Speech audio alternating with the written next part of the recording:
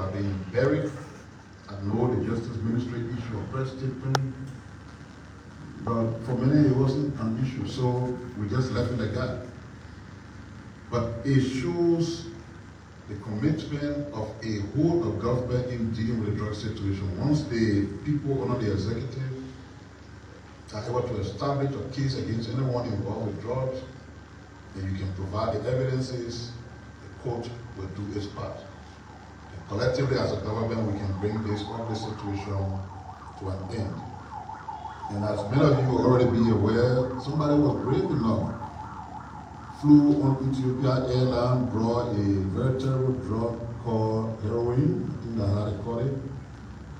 And they ended simply with that drug at RIA. They were arrested. The person is a Kenyan. They were investigated by the LDEA. They indicated that they were not the source of the drug, but somebody just sent a parcel to them and said, carry it to John Brown. And that John Brown that they were bringing the drug to was one Ladna Irando. So what the LDEA has done, the person who brought the drug and the person who was intended for, they were all arrested, investigated, they've been charged. What the LDA boss told me this morning, that the law says when a person is caught importing drugs into the country, that crime is not bailable. When you're able to grab somebody with drugs within the country, the person can be out on bail.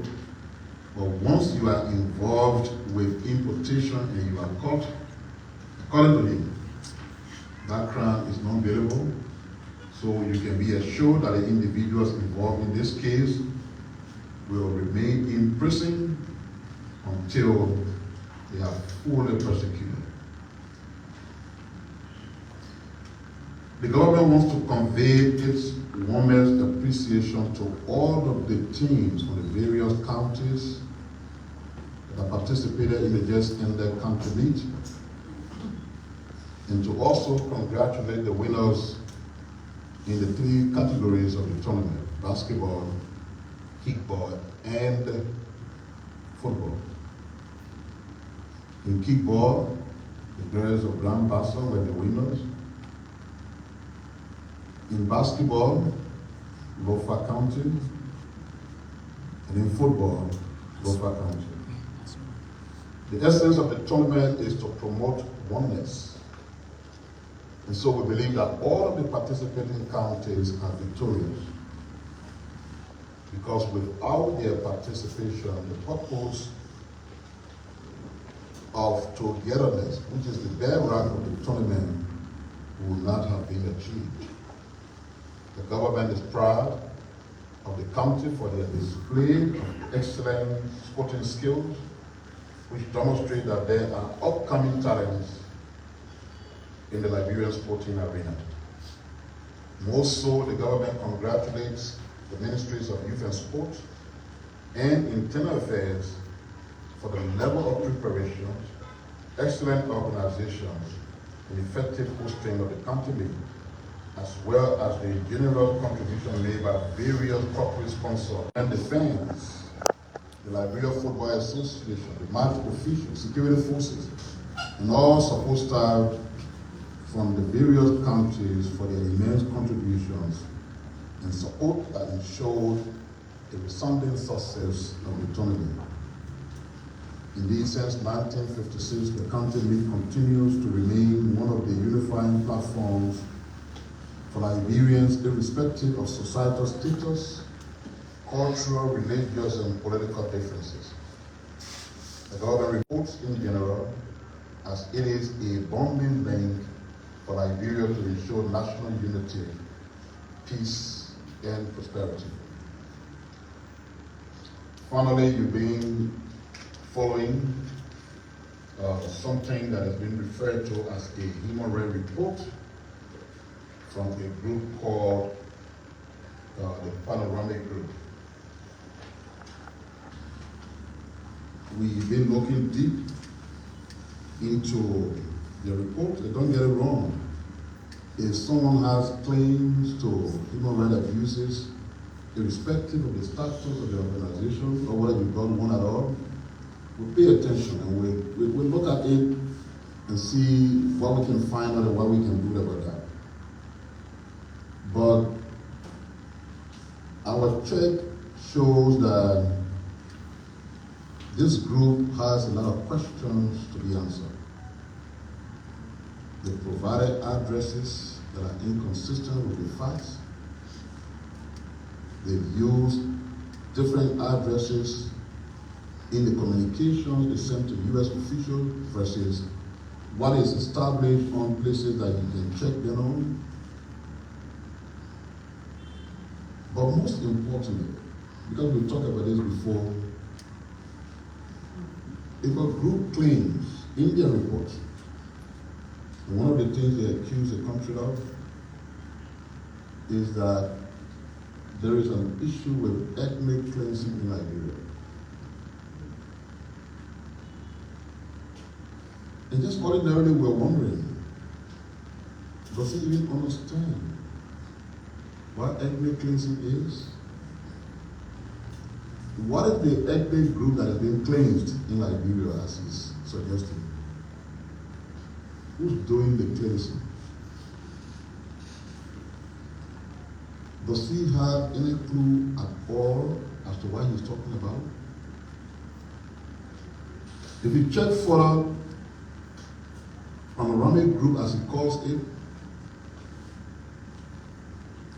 exists as a business entity, though very inactive. No functional website, but from a business entity to a quote-unquote human rights group. Wrote Congressman Jack Smith, wrote the current Secretary of State Marco Rubio, made all the claims, including that ethnic cleansing is taking place in Nigeria. For the good of the general public, this is what constitutes ethnic cleansing. The expulsion, imprisonment, or killing of an ethnic minority by a dominant majority in order to achieve ethnic homogeneity. What is the minority group here, ethnic group here that is being cleansed? They're being killed, they're being imprisoned. And all of the definitions you see, they've been expelled from Liberia. What is that group? And what is the minority ethnic group that is doing that to them for the purpose of achieving what the definition says? So somebody just woke up from their bed in the morning, took pen and paper, wrote trash, and referred to it as a human rights report. You have all the rights to disagree with your government. In fact, we do pay attention to people who got disagreements, because we take some time to look into their disagreement. And so in some cases, we say things that are factual. And we use their criticisms to make amends and do the right thing. If you have a government that is not being held accountable by the people, complacency will set in. That government will believe they're doing everything right. They will not take a step back, readjust, and do things properly. So we encourage that. But when you attempt to deliberately tell lies, just to destroy the reputation of your own country, the country you claim to be attached to,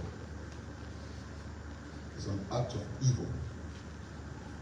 We have an obligation to expose the evil individuals who try to get involved in unleashing evil against the Liberian people and the Liberian state. So we'll stop here. We have guests to talk. thank you for your attention as we went to the Lord Mayor of the city.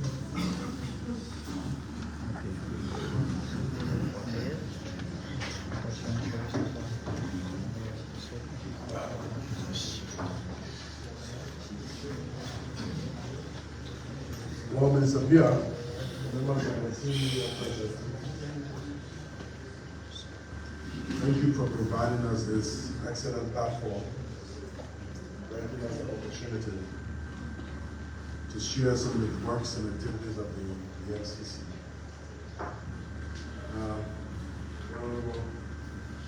From the procurement commission esteem, we also want to acknowledge you. And members of the press and the media, we want to thank you for the wonderful job that you continue to do. Members of the public out there, bring you greetings from the Monrovia City Corporation.